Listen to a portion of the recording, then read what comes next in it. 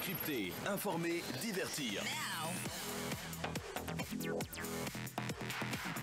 Tout se passe sur vl-media.fr et sur ton app VL.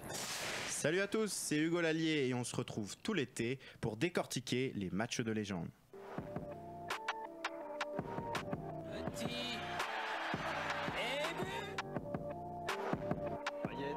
Frappe du pied gauche.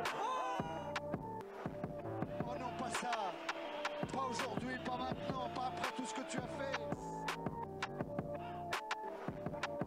Oh non, peut-être le pied, le but. Et le but. Et voilà, le but de Sako. Messi, s'il voit Villa, il l'a vu. Et il n'y a toujours pas en jeu. Oh, c'est du grand art.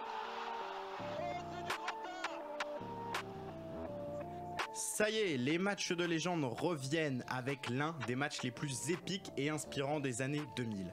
Souvenez-vous, un certain José Mourinho est installé sur le banc de l'Inter depuis 2 petites saisons. Il a promis à ce groupe de joueurs expérimentés de repartir de Lombardie avec le trophée de la Ligue des Champions en poche. Mais de l'autre côté, Pep Guardiola triomphe sur l'Europe, son Barça écrase le championnat espagnol et semble insaisissable, inarrêtable, bref, imbattable. Mais le Special One a un coup d'avance et offrira une adversité des plus grandes démonstrations de force à ce stade de la compétition. Face au bloc en acier italien, les Catalans se casseront les dents. C'était la demi-finale de Ligue des Champions 2010, avant que Schneider ne voie Iniesta se muer en héros au mondial sud-africain. Les matchs de légende, saison 2, épisode 3, c'est parti.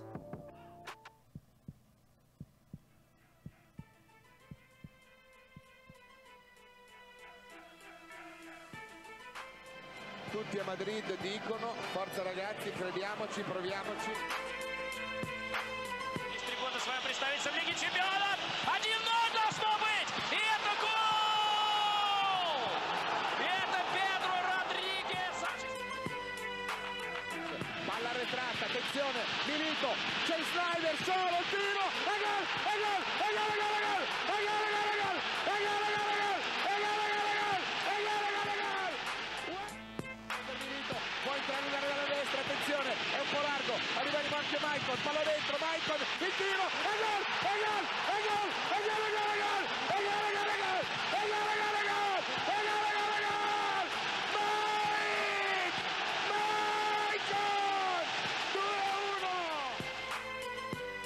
e recupera Chiedo Motta, la palla buona, e Do, il cross, Snyder, Milito, e gol, e gol, e gol, e gol, e gol, e gol, e gol, e gol,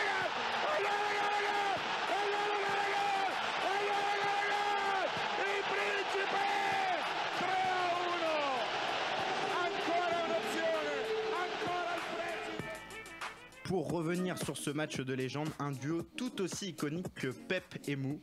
Je parle bien évidemment des tic et tac de la bande, Paul et Paul Lopez. Salut, comment tu vas? Salut à tous, salut à toi Hugo. Donc tu es le petit nouveau de la bande. Exactement. Est-ce que tu es ravi d'être avec nous? Bien sûr, ravi d'être ici et ravi d'être avec vous tous. Bon alors, quelle est la première chose que tu retiens de ce match?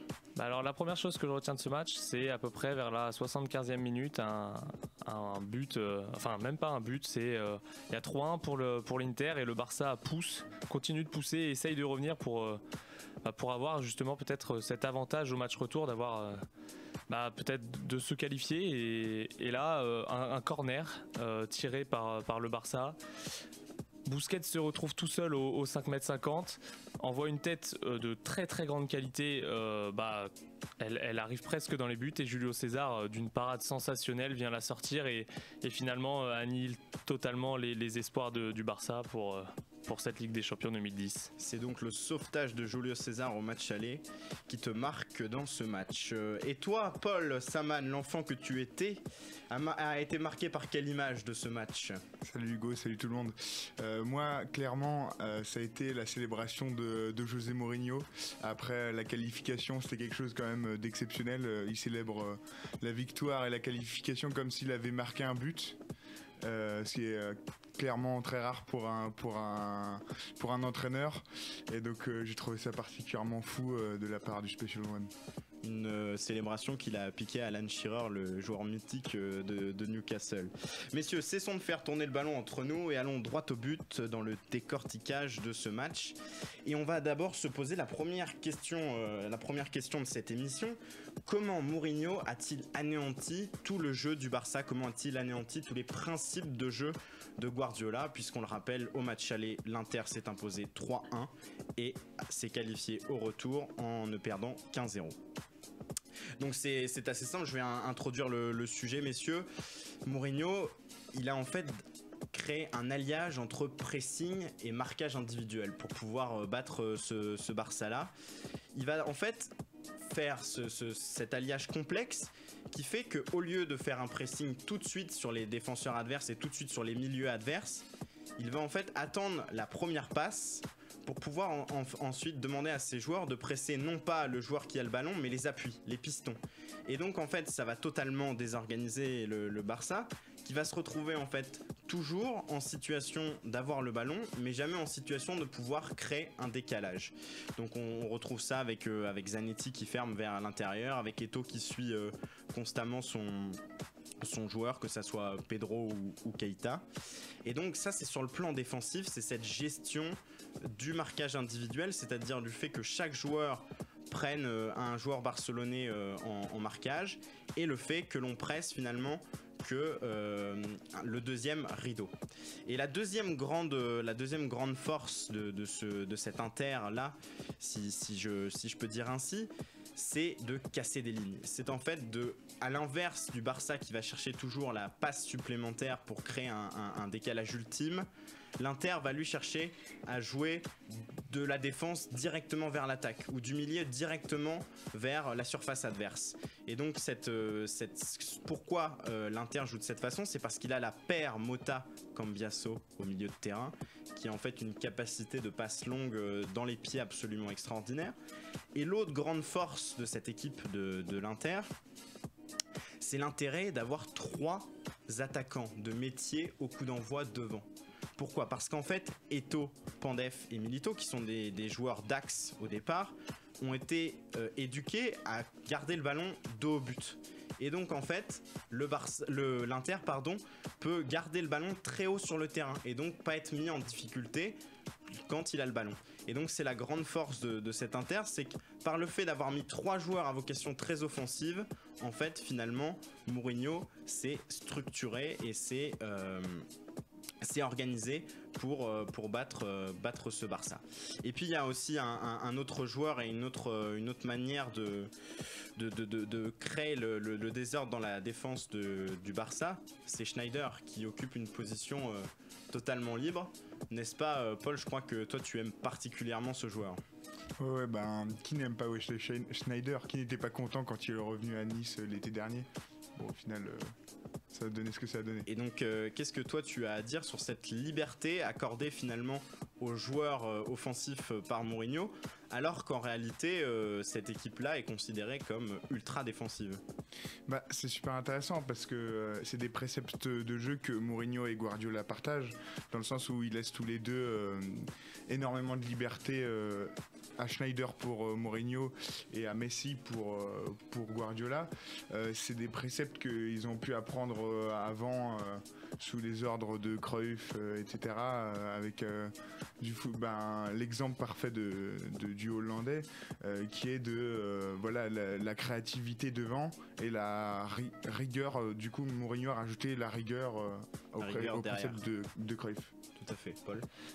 Sur Wesley Schneider, c'est assez énorme, surtout que c'est une saison c'est sûrement sa plus belle saison. D'ailleurs, je pense que beaucoup auraient pu lui donner le Ballon d'Or cette année-là. En 2010, il gagne la Ligue des Champions, il fait le triplé avec José Mourinho et les siens. Et effectivement, il a une espèce de créativité et on le retrouve beaucoup sur le premier but. Je pense qu'on en parlera après, mais il part, c'est lui qui donne le premier ballon et au final, il se retrouve alors que c'est un 10.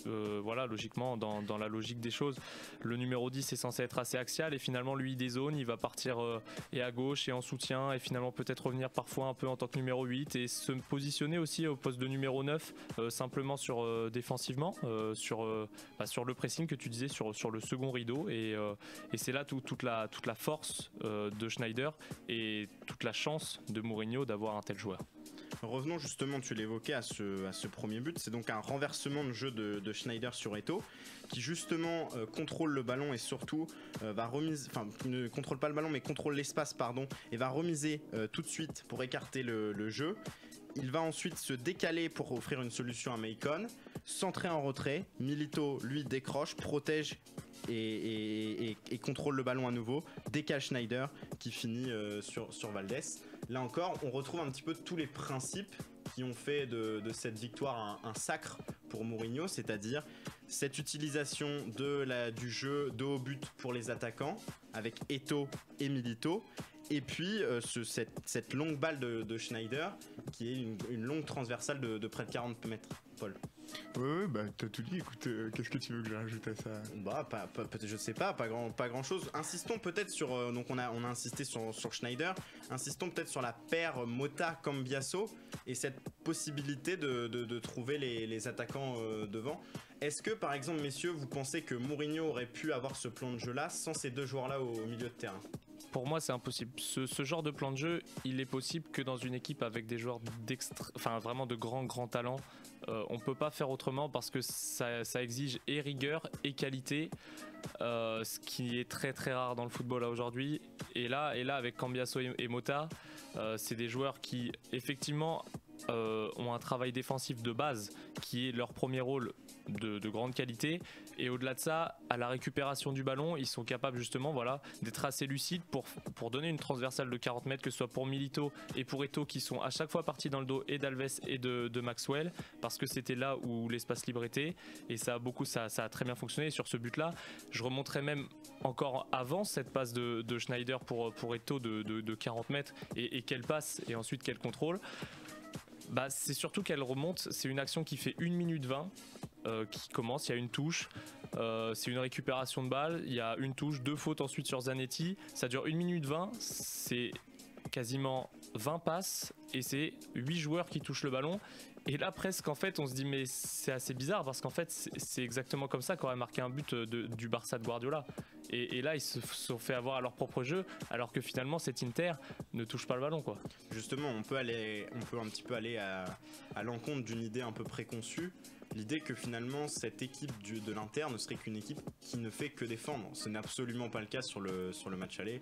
Les 70 premières minutes de jeu sont absolument sublimes avec un jeu très varié. On a mis en évidence Schneider, mais on peut aussi mettre en évidence les latéraux, Maicon et Zanetti, qui offrent un large choix de jeu toujours énorme, et vraiment en fait cette équipe de l'Inter n'a pas fait que défendre, Paul. Ouais, bien sûr, mais je voulais revenir justement tout à peu sur le rôle de Cambiasso et de Mota. Il est d'autant plus important que, en plus du rôle tactique, du rôle de leur qualité de défense mais aussi de relance, ils transmettent la hargne de Mourinho, l'état d'esprit de l'équipe. C'est clairement eux qui l'incarnent. Mota, je veux dire, c'est Mourinho sur le terrain en fait. C'est le relais de Mourinho. Tout à fait. Et puis on peut aussi mettre une nouvelle idée tactique en place dans cette émission. C'est aussi l'utilisation de l'espace dans le dos de Maxwell et Alves par ces deux joueurs Cambiasso et Thiago Motta, là encore par leur jeu long. Au lieu de jeu cette fois-ci dans les pieds à ras terre sur un joueur de haut but, on va chercher à l'inverse des joueurs en profondeur avec Pandef, Eto'o ou Milito qui vont chercher à s'introduire dans la surface adverse. Bah ouais, c'est ça, c'est exactement ça. Parce qu'en fait, effectivement, le travail défensif de l'Inter sur ce match, il est somptueux. Mais malgré tout, c'est un match qui finit à 3-1. Donc mettre 3 buts au Barça, je suis même sûr qu'il y a très très peu d'équipes qui l'ont fait sur cette année 2009-2010. Bien sûr. Et donc malgré tout, alors bien sûr c'est l'apothéose du jeu mourignesque, ce qu'on pourrait appeler comme ça.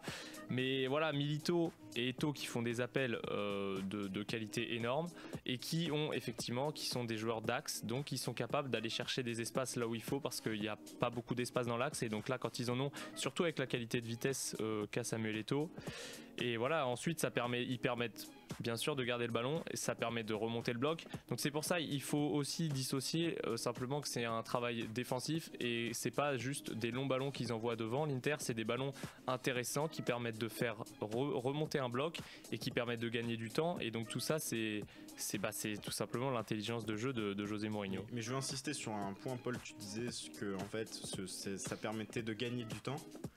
Ça permet de gagner du temps, mais ça permet aussi de bien attaquer parce que cette équipe de l'Inter, tu le soulignais au début de ton intervention. C'est de l'attaque placée. Ouais. C'est de l'attaque placée et en plus de ça, ils sont parvenus à marquer 3 buts au Barça, chose qu'ils n'avaient pas réussi à faire lors des phases de poule où ils n'avaient marqué 0 but en 180 minutes, où l'Inter et le Barça jouaient dans la même poule de Ligue des Champions. Et donc en fait, on ne peut pas résumer cette Inter à seulement de la défense. D'autant plus que en fait Eto'o fait un match fantastique, Milito aussi. Les joueurs offensifs sont finalement les joueurs qui ressortent du collectif interiste ce soir-là. Et donc on évoquait la liberté offensive pour les joueurs adverses, pour les joueurs interistes. Parlons un petit peu du Barça, messieurs. Comment le Barça, à l'inverse, a-t-il été autant mis en difficulté par cette tactique interiste ? Comment il a été mis en difficulté, c'est bien simple. C'est qu'il avait Mourinho en face qui avait un seul but, c'était de s'adapter au plan de jeu du Barça pour le contrer parfaitement. Il connaît le jeu du Barça comme sa poche et il en a fait sa force plutôt que d'essayer de copier le jeu et que ce soit sa faiblesse. Oui, c'est ça, quand au match retour il dit on vous a laissé le ballon, nous on va en finale. C'est un petit peu cette idée-là, un petit peu provocatrice de Mourinho. Et tu disais quelque chose de très intéressant, c'est que tout le plan de jeu de Mourinho, ce que j'ai un petit peu dit au début d'émission, a été construit contre les principes de jeu du Barça. Prenons par exemple un exemple simple. J'ai évoqué le fait que l'Inter ne pressait pas le Barça sur les premières relances. Bien, en fait, le principe de relance de l'équipe de Guardiola, c'est de créer toujours un décalage, une supériorité numérique à travers ce qu'ils appellent la conduction en espagnol. C'est l'idée que l'on va fixer l'attaquant adverse pour décaler un joueur de son équipe et ainsi trouver une solution pour pouvoir faire avancer le jeu, toujours faire avancer le jeu. Et bien là, en fait, cette adversité, ce joueur que l'on va fixer, et bien en fait le Barça est obligé d'aller le chercher dans la moitié adverse de l'Inter, ce qui fait que les défenseurs espagnols ont énormément de mal à relancer l'équipe, et on le retrouve notamment avec Dani Alves et Maxwell qui font un match assez quelconque. Finalement on les voit peu parce qu'ils sont pas mis sur orbite par les relanceurs. Bah bien sûr, après en plus de ça, eux avec le système de Guardiola et son influence, et le fait qu'il ait été influencé par Cruyff, et donc forcément c'est les triangles, bah ils sont finalement la pointe du triangle. On joue d'abord sur un numéro 6 qui est Busquets, ou éventuellement Xavi qui revient, qui ensuite vient les décaler sur le côté. Mais à partir du moment où cette ligne de 4 devant se forme du côté de l'Inter, à savoir Pandef, Milito, Schneider et Eto'o, en fait simplement ils coupent la première passe verticale qui arrive soit sur Busquets soit sur Xavi, parce que Seydou Keita finalement, même si sur la formation de départ il était plutôt sur un 4-3-3 en numéro 8 avec Xavi, il a quand même dézonné sur le côté gauche du fait que Messi se soit replacé dans l'axe.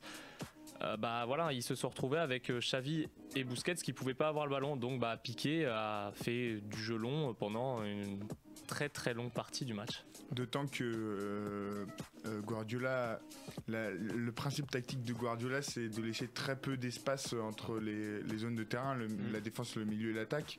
Et donc là, ça coupait directement des joueurs qui sont pourtant très proches, que ce soit Piqué, Puyol et Busquets, qui sont vraiment très proches sur le terrain. Ils pouvaient limite pas se faire de passe, ou en tout cas, c'était coupé juste après. Donc, tout à fait. Et donc, pour revenir un petit peu à ça, c'est que donc d'une part, ça met en difficulté le Barça pour attaquer, pour aller vers le camp adverse, mais ça les met aussi en difficulté pour défendre, parce que Guardiola conçoit d'abord la défense avec le ballon, c'est-à-dire qu'avoir le ballon permet de s'organiser, de se structurer. Or, le fait que Puyol et Piqué sont obligés d'aller chercher très très haut sur le terrain Xavi et Busquets et de monter quasiment jusqu'à la ligne médiane, et bien en fait après il y a un espace béant dans leur dos. Et donc cet espace-là, l'Inter va l'utiliser. Et donc en fait, la prouesse de Mourinho sur ce match, elle est double parce qu'elle est à la fois défensive mais aussi offensive. Et puis on peut dire une autre chose, c'est que normalement le principe du jeu de barcelonais, c'est qu'il y a toujours un joueur libre. Exactement. Or, dans ce match-là, on ne voit jamais un Xavi en position de frapper ou de décaler. Oui, puis un joueur. On ne voit jamais Messi en position de pouvoir dribbler. En fait, le Barça ne semble jamais en mesure de pouvoir développer son jeu et d'attaquer correctement. C'est assez fort de la part de Mourinho d'ailleurs, et je trouve que c'est intelligent, c'est que déjà il veut éviter toute perte d'énergie inutile parce qu'on sait que c'est déjà très très difficile de défendre comme ça avec autant de rigueur face à ce Barça. Et au final, à chaque fois qu'un joueur du Barça vient demander le ballon du coup plus bas parce que les attaquants n'arrivent pas à être touchés, en fait si simplement il n'est pas dangereux, il ne sera pas suivi. Et l'exemple de Maicon qui fait un match sur le plan tactique extraordinaire, il a très rarement suivi Seydou Keita parce que finalement Keita repassait, était dans sa zone, venait de demander le ballon, mais il arrivait dans la zone de Cambiasso à ce moment-là, et donc il était toujours pas dangereux, ce qui faisait qu'au final Maicon il avait encore les jambes à la 60e pour aller marquer un but en faisant une course de 80 mètres quoi, tout simplement. Oui, tout à fait Paul, un dernier mot peut-être sur ce match aller avant de passer au match retour.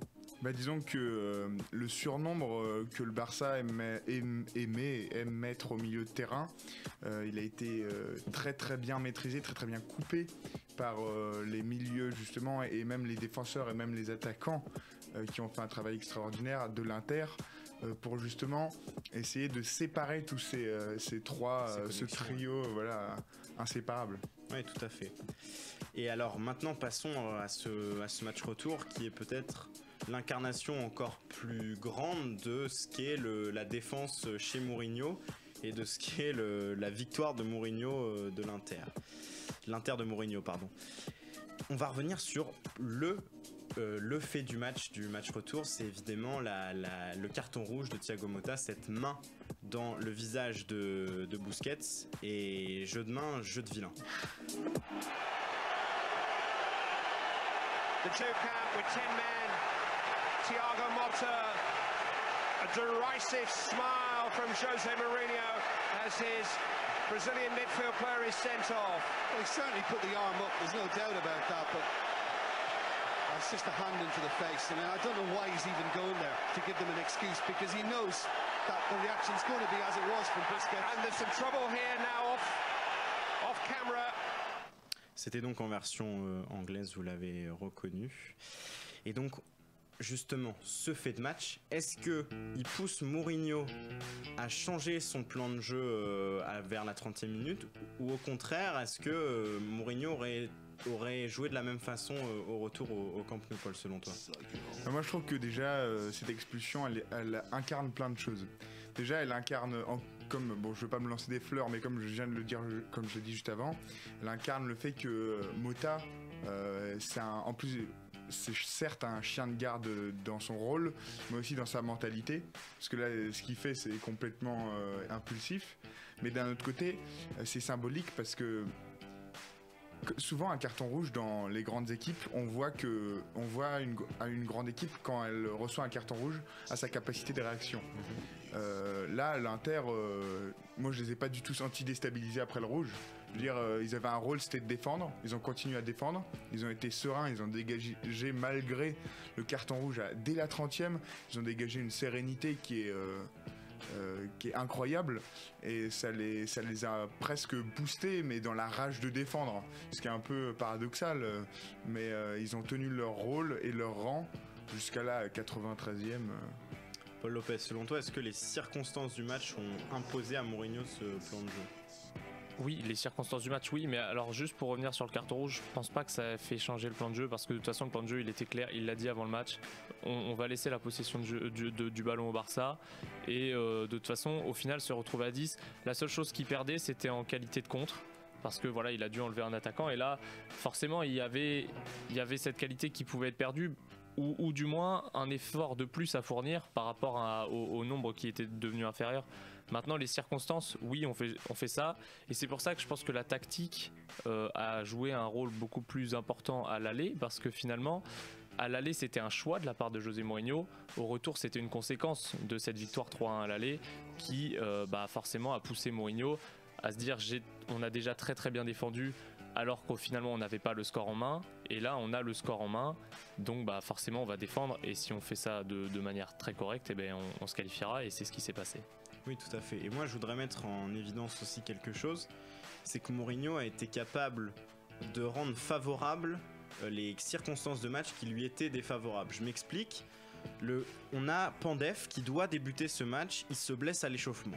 Il n'y a pas grand monde sur le banc en joueur offensif pour l'Inter. Il y a Arnautovic, il y a Balotelli, il y a Muntari. Qui sont des très jeunes joueurs. Qui sont des très jeunes joueurs et surtout qui sont des joueurs, voilà, comme tu disais, jeunes et pas confirmés. Et surtout qui ne sont pas forcément des ailiers de formation pour le cas de Balotelli. Mais peu importe.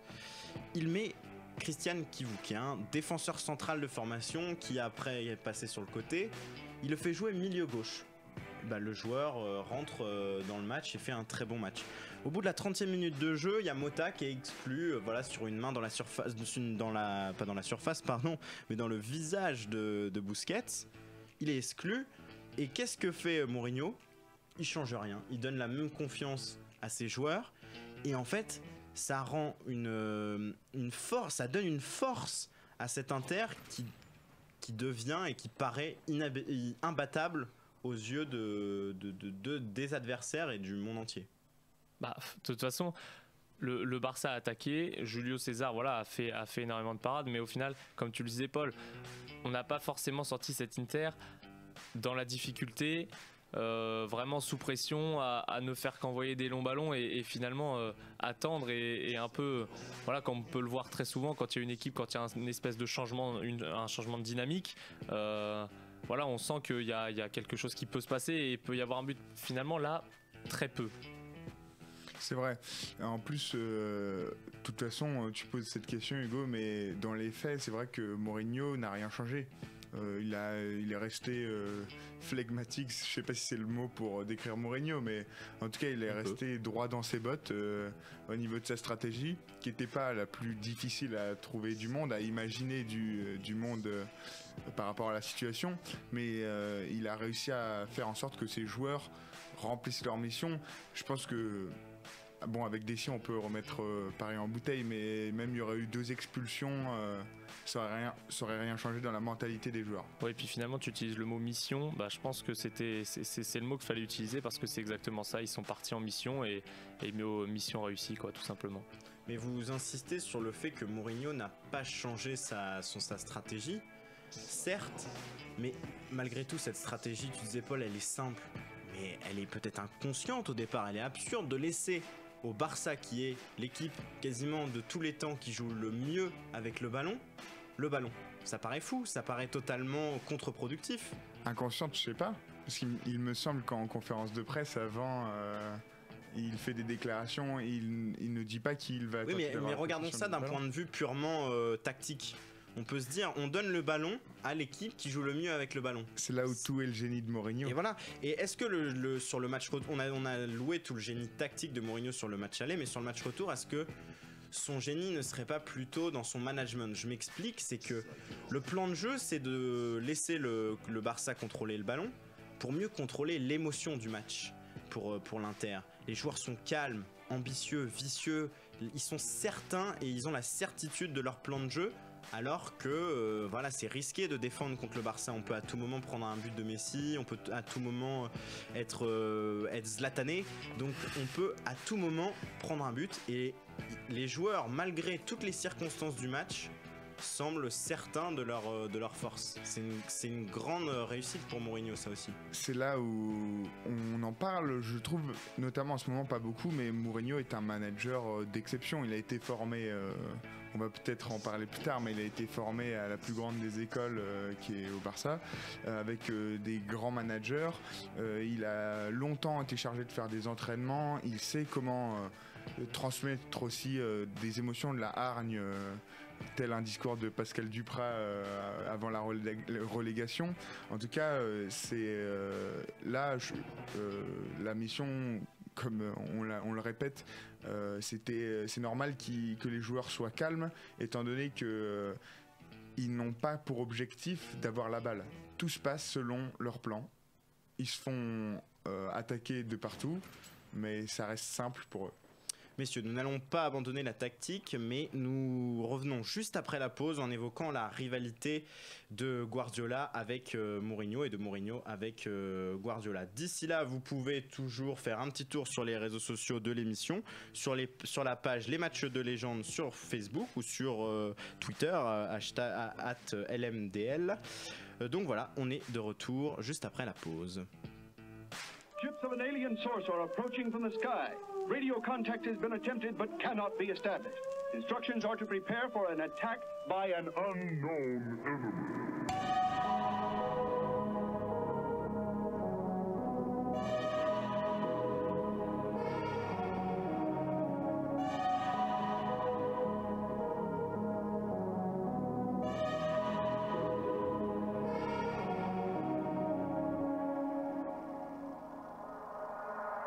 Rien à foutre des codes. 3-2-5, c'est mon pote dans le top, on shoot ton pote. 3-2-5, on défonce les portes, c'est le cœur qui parle. 3-2-5, réinvente les codes, codéine dans le bar. Retiens bien nos têtes, retiens bien nos gueules, retiens bien notre âge. 1-3-2-5 dans le game et tout commence là. Le 3-2-5 t'aimes, pas la mort t'emportera. Pour mon bateau je tire en l'air. Je mate ma batte et je quitte la terre. Du démon je suis l'autre. Je dis que sa copine ou l'autre. Tous ces bâtards mais ils ont sur moi quand la baston je vais tirer. Regarde tous ces corps qui flottent sur l'eau. Oh mais pardon, je les choque donne tous, bébé pardon. Droit sur mon juice, la boîte de plus bang, on fait tester la trap house. Plus maman je saigne car mon cœur on le tabasse. Ah shit, je suis ivre mort. Ah shit, j'en veux encore. Des larmes dans un conteneur vide. Du sang sur une portière noire. Je me couche aux odeurs de weed. Je vis dans la nuit très tard. Rien à foutre des codes. 3-2-5, c'est mon pote dans le top et on shoot ton pote.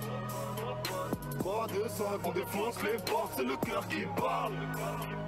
3-2-5, réinvente les codes, codéine dans le bar. Retiens bien nos têtes, retiens bien nos gueules, retiens bien notre âge. 1-3-2-5 dans le game et tout commence là.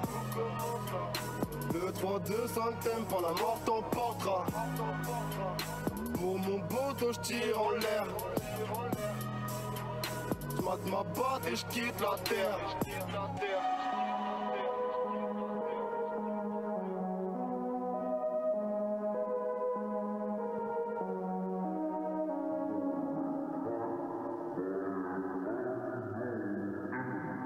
Je vois des ennemis à côté, je vois des ennemis à gauche. La vie ne m'aura pas attrapé, shit, moi je suis pas comme eux.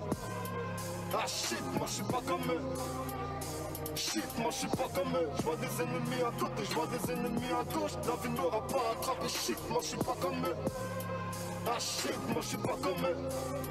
Ah shit, rien à foutre des codes, rien à foutre des codes. 3-2-5, c'est mon pote dans le top et on shoot ton pote.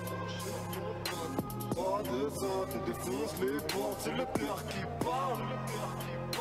3-2-5, invente les codes, codéine dans le bar. Retiens bien nos têtes, retiens bien nos gueules, retiens bien notre âme, retiens bien notre âme, retiens bien notre âme.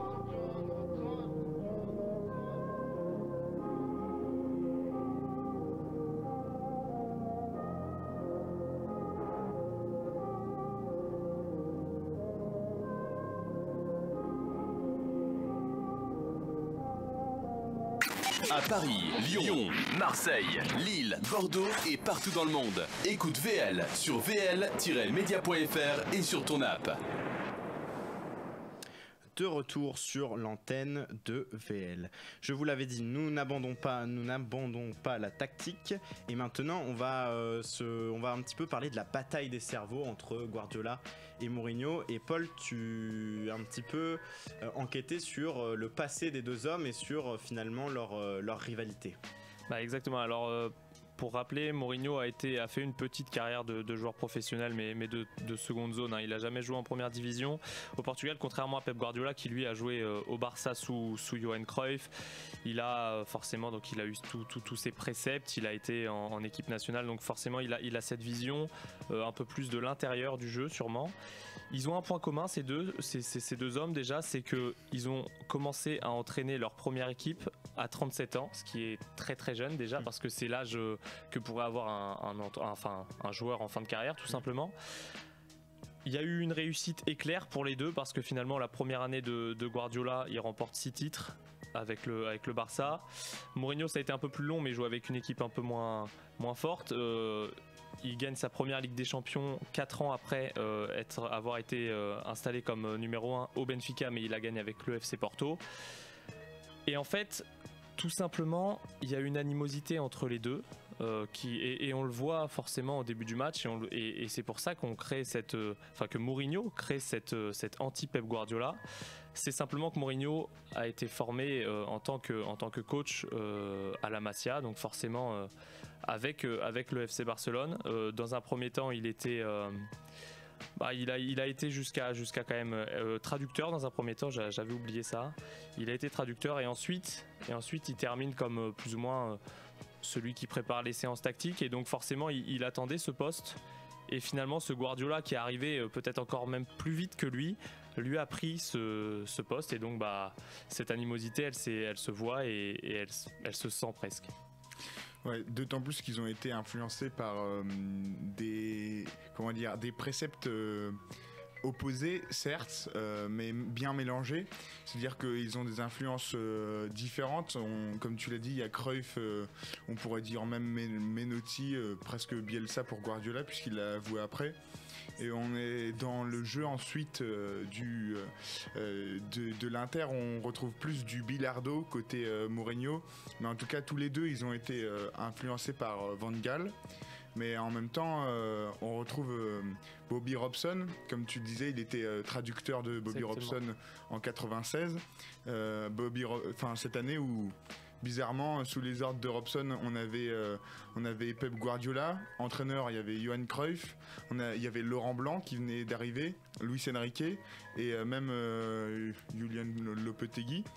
Donc voilà, c'est que des entraîneurs qui sont devenus guardioliens, si je puis dire. Oui, ou même en tout cas des joueurs, des personnes qui sont devenus entraîneurs, et ça montre toute l'influence que peut avoir un groupe et l'influence qu'a eu le Barça finalement sur la formation des coachs au-delà de sa formation de joueurs. Exactement, c'était une usine à coach, et donc lui après s'est vite occupé des entraînements, du managing, et donc c'était finalement au début ils étaient plus en collaboration presque, et c'est après une fois que les deux ont commencé à avoir un statut d'entraîneur qu'il y a eu une exacerbation du clivage idéologique entre les deux, du clivage idéologique tactique bien sûr. C'est-à-dire que pendant le match, avec l'avant-match, dans les déclarations, en plus avec ce qui s'est passé, notamment que Mourinho voulait prendre le Barça quand Guardiola est arrivé, que ça a commencé à créer vraiment une grosse tension, et ce qui a rajouté une autre dimension au match, c'est pourquoi c'est un match de légende, c'est parce que c'est devenu justement sur cette animosité entre les deux hommes et sur cette rivalité un petit peu construite par Mourinho entre les deux clubs. Écoutons c'est le Mourinho en conférence de presse à la veille du match, il dit ça. Je veux dire que nous voulons, avec les joueurs, suivre notre rêve. Mais suivre son rêve est une chose, et suivre son obsession en est une autre. Et ce n'est pas une obsession, c'est juste un rêve. Nous avons le rêve de jouer la finale de Champions League. Mais pour Barcelone, ce n'est pas un rêve, c'est une obsession. Et il y a une différence entre un rêve et une obsession. Donc voilà, Mourinho, Mourinho met clairement la pression sur les joueurs du Barça et sur Guardiola. Et en fait, il inverse finalement la pression qui est pour ses joueurs, qui est de pas perdre cet avantage qu'ils ont gagné. Et il va mettre la pression sur l'équipe adverse. Et en plus de ça, c'est lui déjà qui dicte le ton pour le match qui arrive. Et on retrouve finalement cette espèce de pic presque personnel envers Guardiola, Paul. Exactement, mais c'est comme on l'a dit juste avant, ce duel, c'était devenu un duel aussi entre deux hommes, et en plus, avec le résultat et la manière dont ça s'est déroulé, c'est devenu un affrontement entre les deux hommes. Ça a perduré. Aujourd'hui, si Mourinho prend United et que Guardiola a City, je pense pas que ce soit un hasard. Non, complètement. C'est-à-dire que ce sont deux personnalités qui... Et tu l'évoquais un tout petit peu tout à l'heure, cette rivalité, cette obsession l'un pour l'autre prend origine dans le fait qu'ils se sont côtoyés au Barça, puisque Guardiola était joueur quand Mourinho était adjoint. Et donc en fait, au départ, les joueurs nourrissaient les deux hommes nourrissaient une très bonne relation, puisqu'en fait, ils échangeaient football et ils parlaient un petit peu le même football, puisque n'oublions pas que Mourinho est aussi formé à l'université portugaise, qui est donc avec le professeur Manuel Sergio, et qui est donc un professeur de football qui aime le jeu offensif et qui aime le jeu protagoniste. Donc Mourinho, en fait, s'est aussi construit finalement en opposition à Guardiola à partir de ce match, parce qu'il a été très déçu de ne pas prendre le Barça à l'été 2009 quand Rijkaard part. Et donc ce match est très intéressant. Pour revenir au match, c'est que c'est lui aussi qui va nourrir cette obsession de Mourinho contre Guardiola et cette obsession pour le jeu défensif, parce qu'il va finalement construire son identité à l'encontre du Barça de Guardiola qui est en train de tout gagner. Et c'est ce qui fera les rivalités absolument mythiques entre le Real et le Barça des années 2010 en Espagne. Bah oui, le FC Porto, quand il le prend, et même le Benfica, quand Mourinho les prend, ils sont pas particulièrement défensifs. Non. L'Inter de Milan, avant cette confrontation, c'était pas de la rigueur. Non, et ça revient à ce qu'on a dit au tout début de l'émission, je te coupe, excuse-moi. Vas-y. Mais c'est que le premier match, le premier acte de ce match aller-retour n'est pas foncièrement défensif pour l'Inter, même s'il y a une stratégie défensive. Mais c'est un jeu qui vise quand même à marquer des buts. Oui, puis de toute façon, avec l'ultra-domination du Barça, il faut aussi être assez lucide pour se dire que de toute façon, le Barça avait quasiment les meilleurs joueurs du monde. Et donc jouer sur le même jeu que le FC Barcelone, alors qu'au final ils sont de toute façon meilleurs, bah, ça avait aucun intérêt et surtout aucun sens.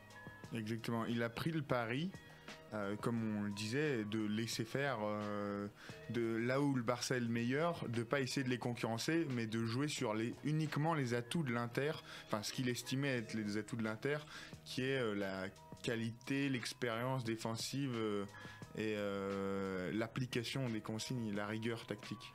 Ouais. Revenons sur cette rivalité et allons un petit peu plus loin sur la conception du football des deux hommes. J'ai dit tout à l'heure que finalement au départ ils avaient potentiellement les mêmes principes de jeu, enfin en tout cas qu'ils avaient la même éducation, la même formation footballistique. Et donc je voudrais qu'on revienne un petit peu plus, même si on en a pas mal parlé, de l'importance de ce match dans la construction des conceptions du foot pour les deux coachs. Paul, tu as un petit peu enquêté sur finalement la trace qu'a laissé ce match dans la construction des identités de ces deux coachs. Ouais, exactement. Déjà, ce match, il a laissé des traces aussi dans la presse, puisque très vite, il y a eu beaucoup de journalistes, beaucoup de spécialistes qui ont estimé que c'était une injustice et que Mourinho avait pas joué le jeu. Et donc très vite est arrivé cette espèce de principe de mal et de bien dans le football. Jouer défensif c'est mal, jouer offensif c'est bien. Alors c'est caricatural de dire ça évidemment, mais c'était un peu ce qui est arrivé.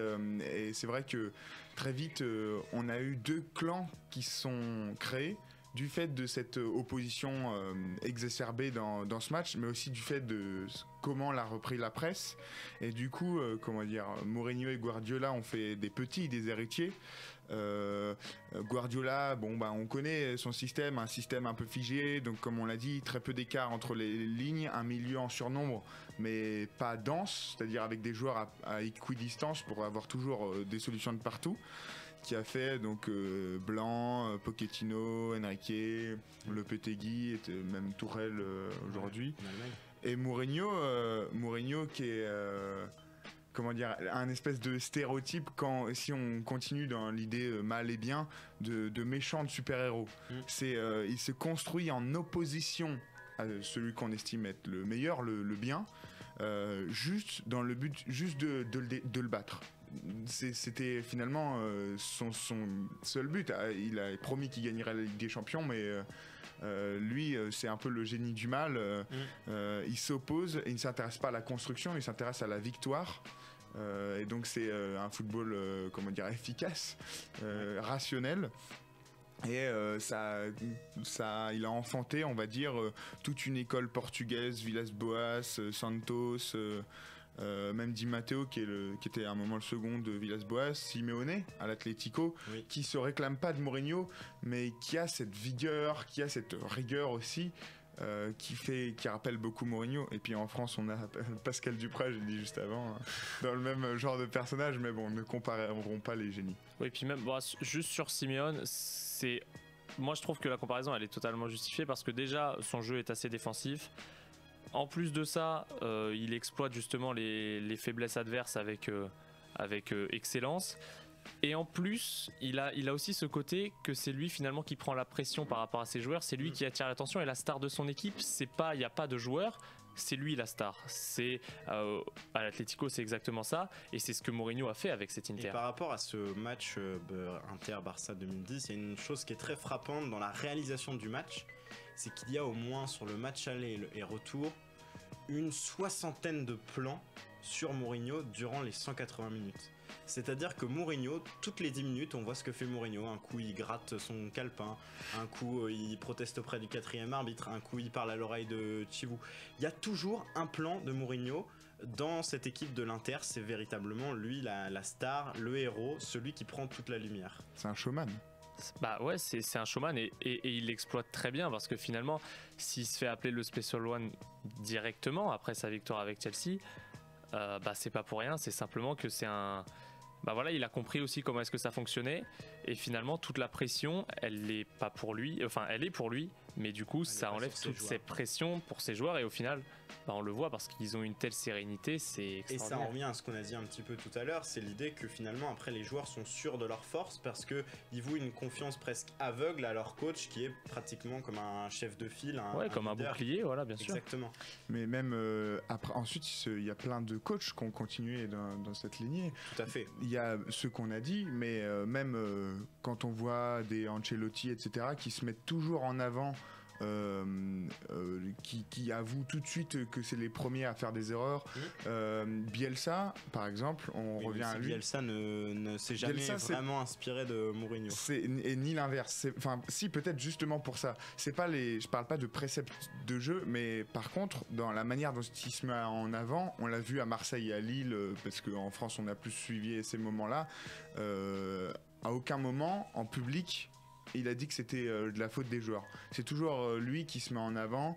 C'est une manière de protéger. C'est une technique de management très efficace. C'est ce que font aussi certains présidents comme Aulas. Et donc on a beaucoup insisté sur les successeurs de Mourinho, sur ceux qui ont repris ses principes. Mais chez Guardiola aussi, on a beaucoup de coachs qui se réclament du coach catalan. Tu l'as dit, Tourelle. Et ce qui est très intéressant d'observer, c'est que finalement ce match a aussi permis de créer la rupture idéologique entre ces coachs-là. C'est-à-dire que avant il y avait le Barça en 2009, il y a le Barça qui gagne tout.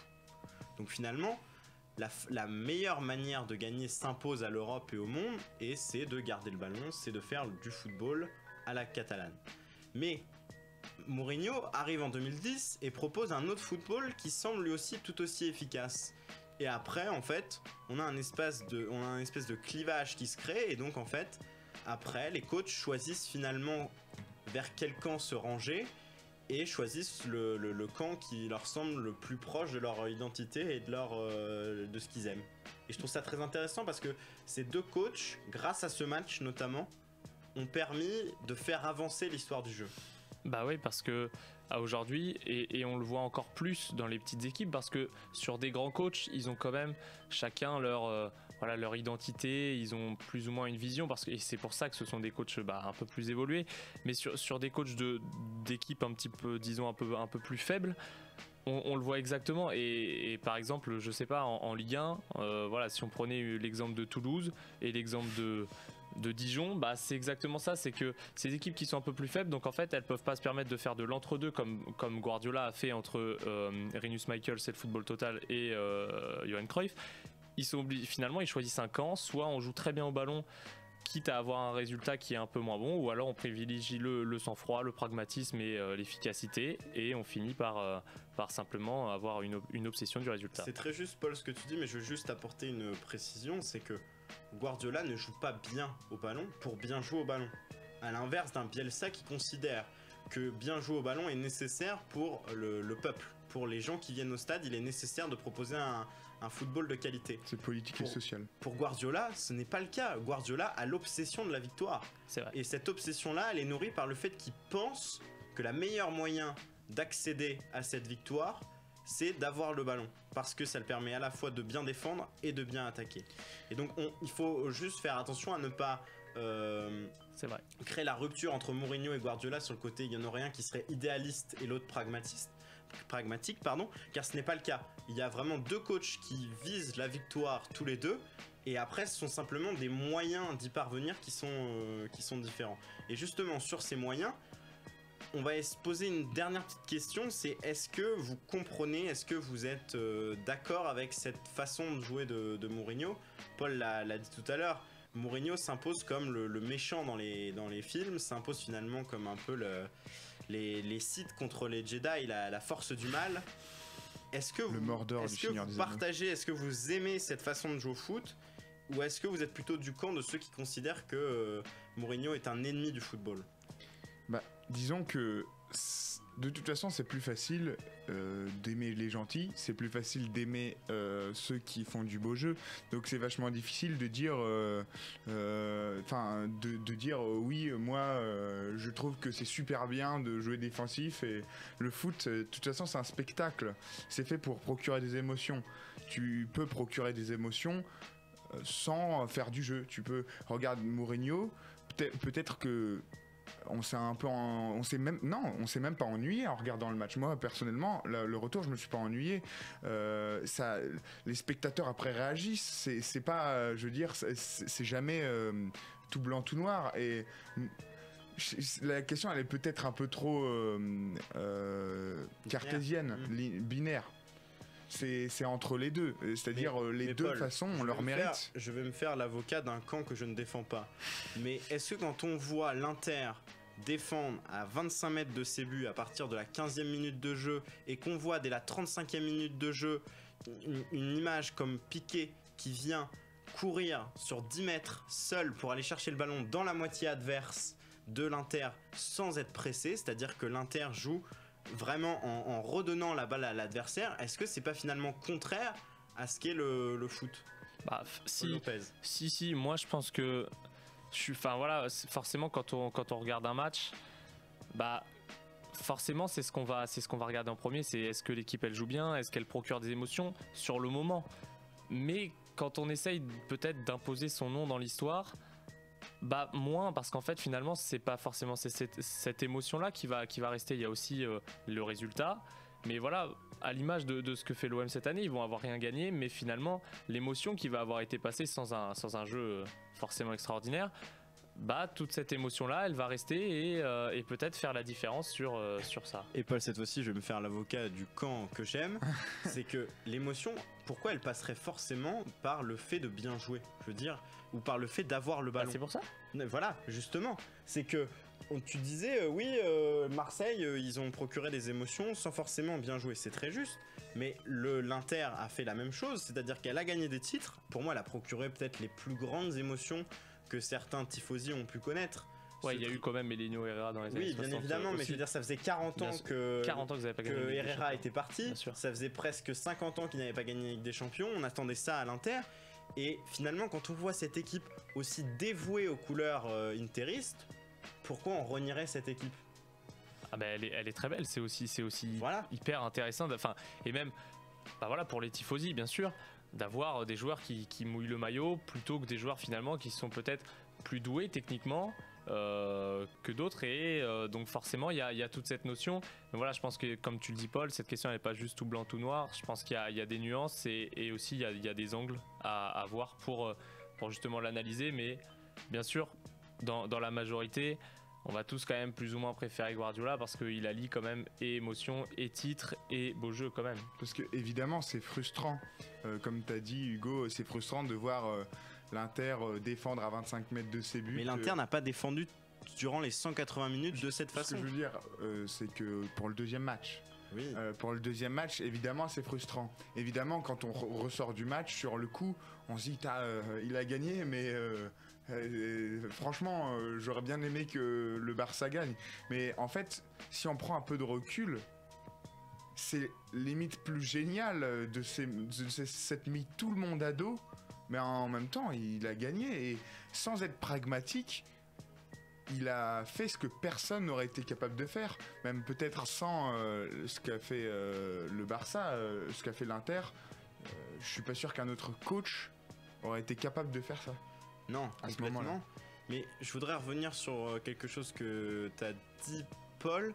C'est l'idée que finalement, cette équipe de l'Inter se serait mis tout le monde à dos. C'est vrai, c'est comme ça qu'elle s'est construite, mais elle va finalement, à travers ce match, en défendant comme des chiens, retrouver une certaine forme aussi de sympathie auprès de certains, c'est-à-dire que... D'honneur aussi. Oui, c'est ça, c'est parce qu'en fait, on va finalement trouver une certaine humanité dans cette équipe de l'Inter, à se dire, bah oui, on a tous déjà joué contre un adversaire plus fort que soi, et n'avoir que de solutions, que d'utiliser un peu du vice, que de tirer un peu le maillot, que de défendre plus que son adversaire parce qu'on n'a pas d'autre choix, parce que c'est la seule manière de finalement presque respecter son adversaire en lui offrant le plan le plus stratégique pour arriver à la victoire. Bah, de toute façon, si on part du principe qu'effectivement ce Barça était ultra dominant, personne n'était au-dessus, donc il fallait utiliser des biais qui étaient forcément différents de simplement jouer comme eux, donc bah voilà, le vice fait partie aussi du football parce que bah, c'est comme ça que ça marche. Il faut aussi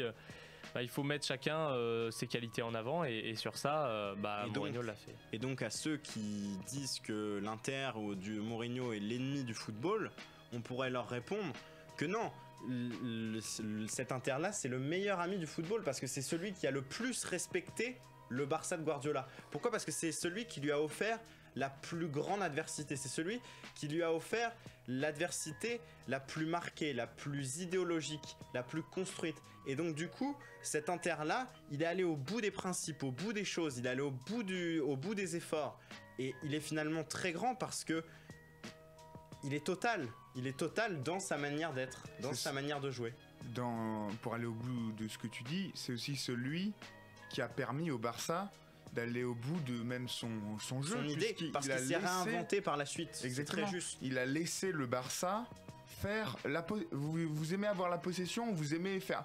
Allez-y, faites ce que vous voulez, mais n'empêche qu'il l'a battu en laissant le Barça là où il était le plus fort. Tout à fait, il a remis en cause ces principes qui semblaient totalement fondés, ancrés dans la réalité et ancrés dans la victoire. Tout le monde pensait qu'on pouvait gagner plus que de cette façon. L'exemple parfait, c'est les relances. Est venu remettre en question ça. L'exemple parfait, c'est les relances des gardiens.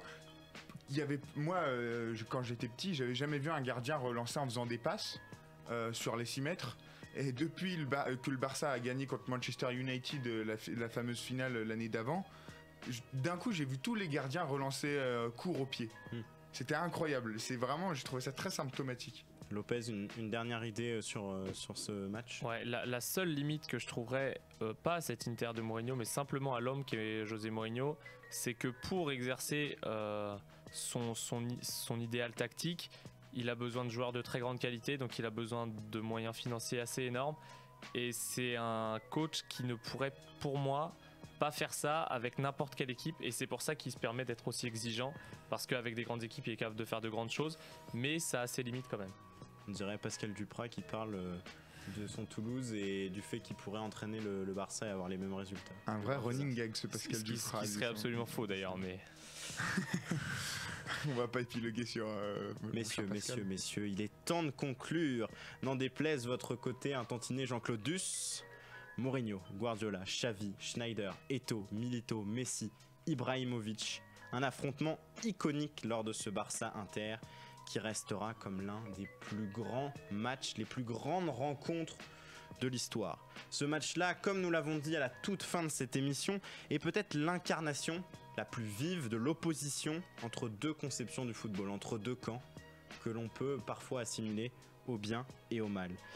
Voilà, c'est tout pour aujourd'hui. N'hésitez pas à réagir sur le Twitter @LMDL ou la page Facebook Les Matchs de Légende sur tout ce que l'on a pu dire. On a peut-être dit des bêtises, donc n'hésitez pas à nous reprendre ou alors à nous féliciter sur les choses intéressantes que l'on a certainement pu dire aussi. Le football est un grand sujet de discussion en somme, et il y a un match qui se raconte dans toutes les familles françaises.